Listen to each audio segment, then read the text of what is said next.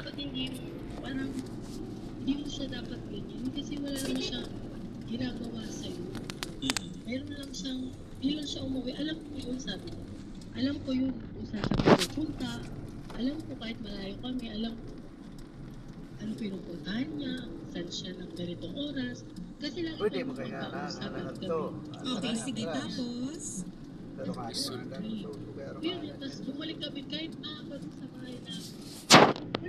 Umalis kami sa pinagtitirahan namin magkakasama. Lumipat ako, lumipat kahit nakakot sa bahay na. Lumipat ako, lumipat kami. Sabi ko ayaw ko ganyan. Nagaganyan din. So, lumipat kayo sa bahay. Lumipat kayo ng ibang bahay, pero sa Pampanga pa din. Okay, katabi lang din. Okay, sige.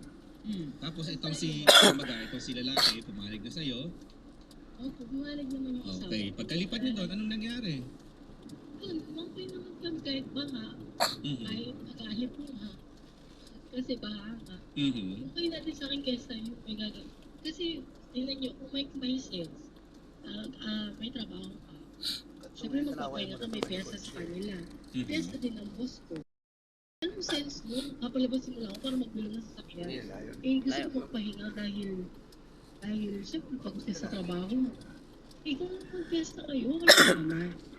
Pero yung sasabihin mo sa akin, lumabas ako para lang magbilang ng sasakyan. Sino nagsabi sa'yo niyan? Yung yung hipag ko. Hindi pa sabi ko kayo na lang magbilang. Marami So, ibig sabihin parang... ginagawa lang biro. Kasi yung parang sa akin lang ganun biro. Tapos parang medyo masama yung loob mo na ganun yung Masama mo. Hindi naman kasama. Parang, anong sense? Tapos basta iba kami talaga siya. Kahit yung mga mag-ayakan nila, ano talaga sa kanya. Pero, Dahil, lahat ba ng nangyayaring ito, sinasabi mo sa asawa mo? oo, lahat Anong yan. sinasabi? Anong ginagawa ng asawa mo?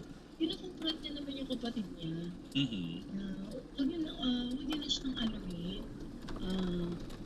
Pakialaman na ito. Kasi lahat ng ginagawa ng asawa ko, alam ko naman. Na ano na yun, parang ako, nagsibing na lang ako talaga na papansin mo ko. Pero hindi naman sa nagkuba na rin. galit na galit. Sa social. Ano lang, yung parang lang wala na tayong discussion na mangyari yung civil na lang ako. Na, Okay, sige. Naging civil ka na sa kanya dyan sa hipag na yan para hindi na magkaroon ng gulo. Ano na nangyari? Para sa kanter. naging Ito na niya kanter. Itong hipag mo. okay naman na. Kaya lang may ugali lang talaga siya. Na dapat mga Kang kay baby wa na yan darandar. Kang kay baby wa na yan darandar. ngayon, Ilang binso. tapos tayo sa ipag ko na ano na kami, okay na kami. Kami naman mag-asawa. Dumating ako sa point na yung alam niyo po yung eagerness. Kasi talaga ako nakapagtapos ng pag-aaral. 1 year lang. Parang ano lang ng parang ano lang. Ano yung naging problema dyan? Ngayon, nag-aral ako. Ayaw niyang pag-aralin. Kasi nga, may sakit niya ako, tapos may trabaho pa. Pero lagod naman ako, naiintindihan ko yung asawa ko kasi Pinaprotektahan lang ka ikaw niya. So, hindi ka nakapag-aral? Nakapag-aral. Nakapag-aral ka din? Sinuportahan ka pa rin. Tapos ang nag-finance ng schooling ko is yung tita niya. Nasa Canada na walang asawa, walang anak. Okay, so sinuportahan ka, nakapagtapos ka. Ano nangyari? Ha? Ngayon po, Sige lang. ah, Ako halagi siya. Ang asawa ko na milestone. Nagkaroon siya ng left cerebellum na bara. Yung parang hindi siya yung patay yung kalating katawan. Para lang siyang lasing na laging nahihilo. Alam niyo po yung laging ilo parang kang over.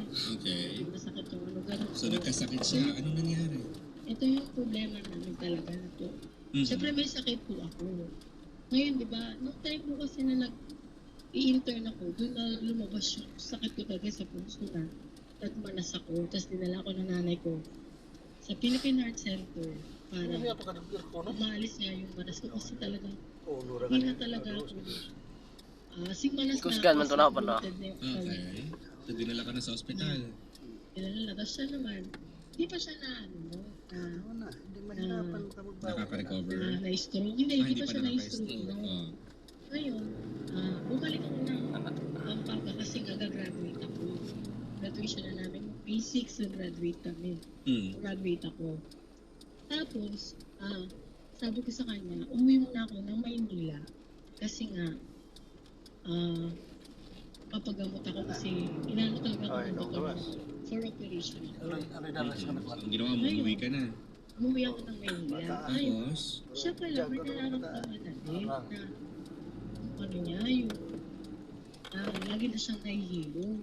Ngayon, sabi ko sa kanya, magpa-check up ka. Karoy. Ito libre lang. Ito Clip. pati yung kapatid niya. Wala silang ginawa. Talagang as in, nandun siya sa bahay namin, nakahiga. Kasi hindi talaga siya nakakabango. Parang nananakot. Talagang,